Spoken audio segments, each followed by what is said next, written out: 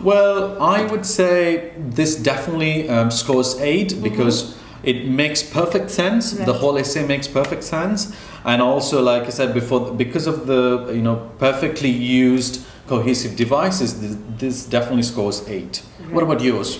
So in terms of his essay, I would definitely give him a 6.5 for this particular criteria, because he's got the flow of the essay. The only reason why it doesn't go up to a 7 is because of the force-fitted words like in addition, where it wasn't required.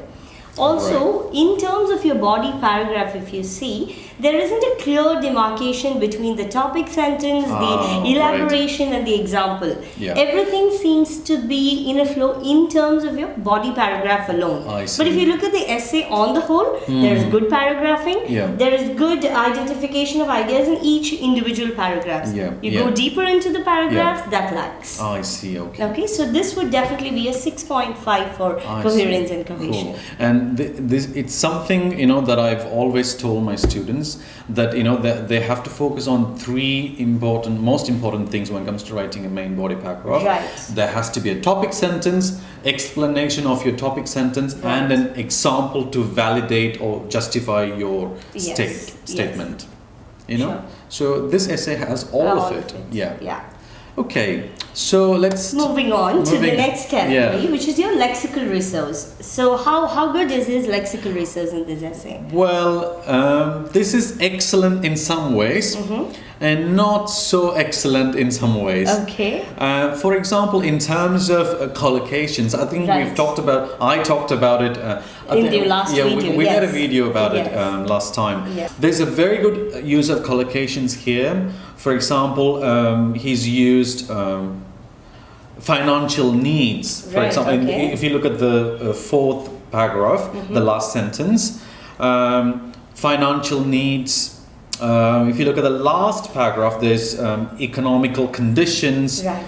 And so these are very good collocations, So if you look at needs, this word goes very well with fulfilled, the next word. Right. Okay. So financial needs are fulfilled. So you see, you can't really use any other words that would fit well with needs. So fulfilled is a very good, so it collocation. kind of shows that the student is he's aware, he's using it effortlessly, that's what is important. And so what about yours? So here in terms of collocation, just speaking about the same thing, he's attempted to use collocations, but he hasn't got it accurate. I see. One of the sentences, for example, being treatment system. Here he's talking about the health, and he talks about the newer discoveries on the treatment system. So the collocation that would go with the treatment is method or the process. So methods of treatment or treatment method. You wouldn't say system for treatment.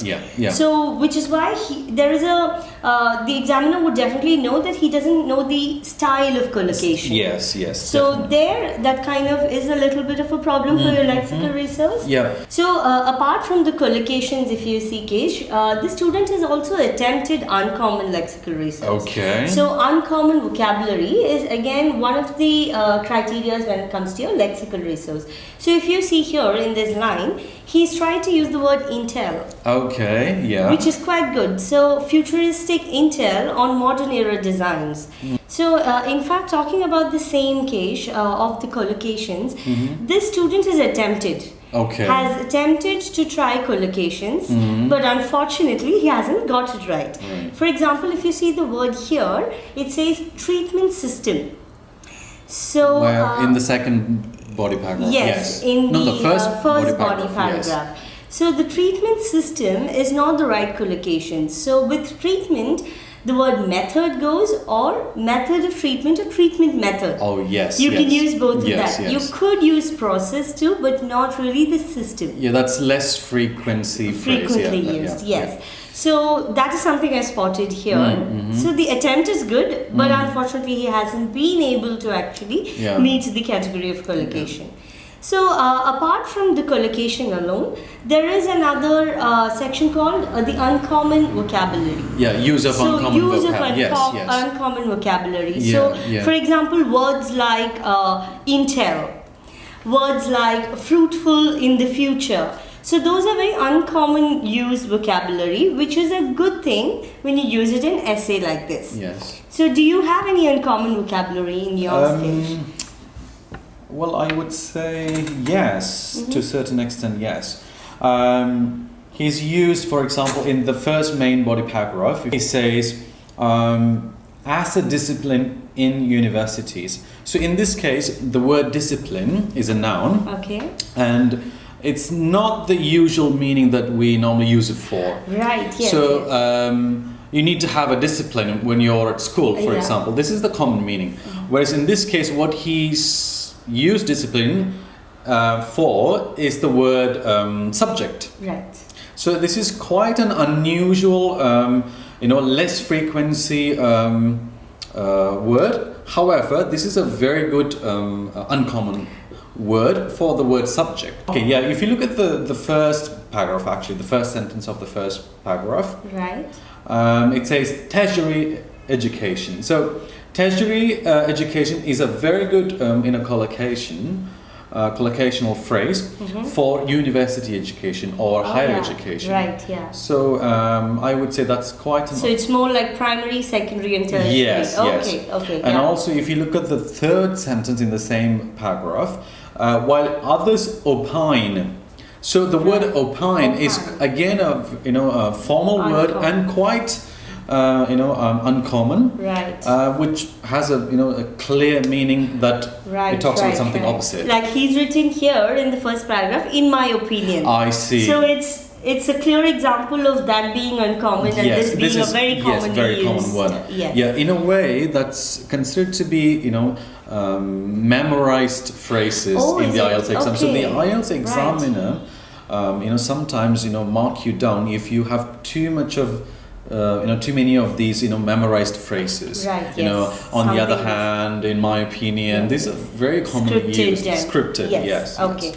So another thing that I would like to point out in lexical is also topic-specific vocabulary. Right, yes. So using vocabulary on the context. Yeah. For example, here in the body paragraph 1, if you look at this line, as a result, newer discoveries on the treatment. Yeah. So the word discoveries actually is more related to something that's already existent and you would explore it. Yes. It is not with advancement of technology. It is not with something that you are inventing. So here the right word would be inventions. Yeah. So the use of wrong words also takes a hit on your lexical resource band score. So like she said, don't try to attempt using uncommon vocabulary just because you have to use them. Right. But use them only when you're sure about the meaning. Right. Otherwise, there's nothing wrong in using simpler words. Right.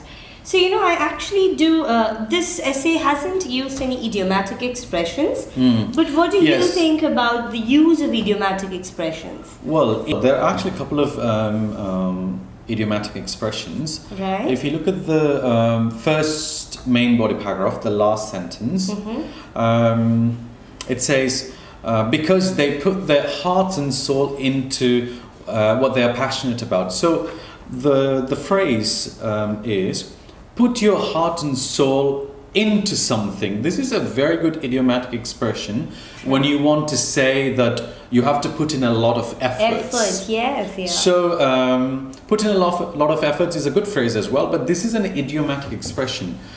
Actually, this is slightly informal, but it's okay. It fits in really well here.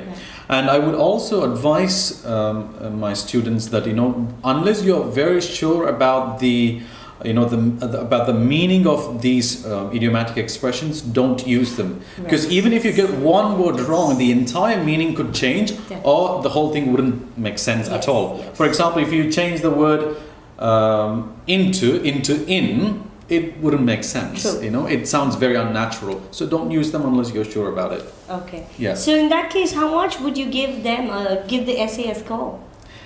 Well, I would say 7 to 7.5. For lexical? Yeah, okay. It's only because of the inaccurate use of collocation in certain places, and there's actually not much of uncommon vocabulary. Right. So I mean, they're good. He's used a lot of good vocabulary for band 7, but nothing so uncommon. Okay. Yeah. So, with regards to the essay that I corrected, I would give it a 6. Yeah. Because the words used are good, but it's simple. Yes. And there aren't, like you said, many uncommon vocabulary. And even the attempt of a collocation wasn't really successful. Yes. So this would be clearly a 6. Yes. And by looking at your essay, I would like to make a point that the essay is so clearly readable. His handwriting looks really neat. Yes. Whereas my student is readable definitely, but then yours obviously looks better. But yeah, I want to highlight this point because most of the students they don't pay attention to their handwriting, because even if you have written the best essay with high end vocabulary and stuff, if the examiner can't read what you've written, then you would lose marks. So be careful when it comes to handwriting as well. Make it as legible as you can. Yes, definitely. Yes. So moving on to the our last next marking criteria, which is grammatical range and accuracy. So what is it like there in your essay? So speaking of grammatical range first, looking at the basic thing of tenses, this essay has clearly shown the understanding of all the tenses. Right. For example, like if he is mentioning a fact, he's used present tense. If he's mentioning something that he's predicting in the future that a student should do, he's used a future expression for that. So in terms of tenses, it's good. But there aren't complex structures. I see. Okay. And what do you mean complex structures? Complex structures in terms of even tenses, not so much of a perfect tense. In terms of conditionals, not so much of a conditional we actually talked sentence. about conditionals in my previous video. Right. Yeah. So apart from the tenses, one nice thing that I did notice is the comparative forms that he's used. For example, words with ER or words with more. So newer discoveries, although here we've mentioned already it's inventions. So newer. So a comparative or a superlative is a clear, evidence that the student has a range of grammar. And also, I like the way he's used the modal verbs to kind of, predict or kind of show a particular function that this can be made or this should be focused. So, can you throw light on this a little more, Kesh? I would say this is hedging. That's the technical term we use. Right. So hedging is something commonly used in academic writing. So because if you look at the question itself, it's not really something that is proven. True. Yes. It's not really a fact. It's just claims they're making. So it's a difficult question to answer because there isn't an easy answer. These are just opinions. So they obviously want you to give your opinions in a way that is less direct and more accurate. I see. So here is where hedging definitely helps. So instead of using sentences like it is undeniably true that this. So here you can only say that when there is a clear proven evidence or when you have clear evidence, proof. Whereas in this case, there's no clear evidence or anything. Which means even terms like more likely? Yes, more likely, possibly. It seems that. So yeah, I mean these are the. So which means this is I would definitely give him score for hedging. Yes. That's actually very important when it comes to writing academic essays. So don't be too direct, because you don't really have evidence for it. So if you're making claims, stick to modal verbs like can have, could have, may have, yes. might have, all of that, or can, could, all of that. Okay. And so also, what about the range in yours? Well, I would say in terms of grammatical range, he's used a variety of sentence structures, from simple sentences to complex, very complex sentence structures, conditionals. For example, if you look at the first main body paragraph, the topic sentence is a simple sentence. Passion is important to succeed in life. Right. Very simple structure, sure. you know. So, you know, there's a common misconception that when you want a higher band score, you should always use, you know, yes. complex, long sentence yes, structures. Yes, yes. Not really, you know. It has to be a mixture of both simple and complex sentence structures. If you look at complex sentence structures, if you look at the third main body paragraph, he's used a conditional sentence starting with unless. Unless one has the privilege of being sponsored by the government, it is unlikely that they would choose a subject or a field that they have a passion for. So this is a very complex sentence structure. And also, you know, people might think, you know, using conditionals is all about starting with if. I know. It doesn't always have to be that. Yes. You know, there are other forms of conditional sentences starting with unless, provided that yes. Given the fact that, you know, all these type of structures are very, very good, you know. And besides that, I would also like to point out the fact that he's also used some, you know, passive forms, sentences, which are actually very good for academic writing, formal writing. Definitely, yeah. If you look at the third main body paragraph, the third sentence, it says, the privilege of being sponsored. So again, you know, this is a very good complex passive form to use. Right. So, you know, there's a very good range of, you know, grammatical structures. And in terms of accuracy also, it's I don't really see any grammatical errors here, anywhere, really.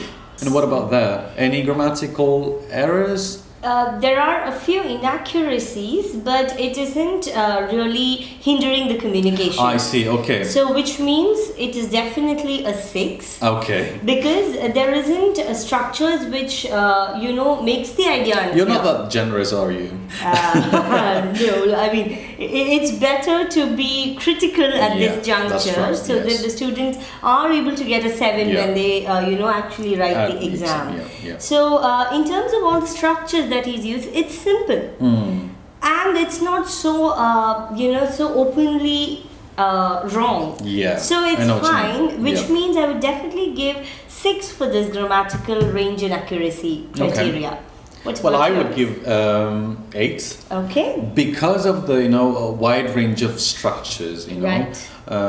Like I said before, there are complex sentence structures, simple sentences, passive forms, so all of that, you know, would definitely get you 8. And also they're accurately written, you know. There aren't any grammatical errors. So 8. 8. Again. So that leaves us with a band 6 essay and a... okay, let me have a look.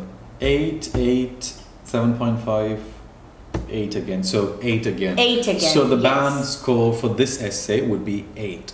But again, this is not your final score because your task 1 will also be marked the same way. So it's the average of both the band scores. All right. So is there anything we should talk about?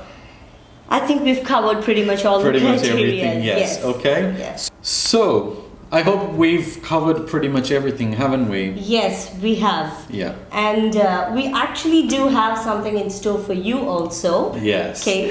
Well, we've just come up with this idea of marking your essays.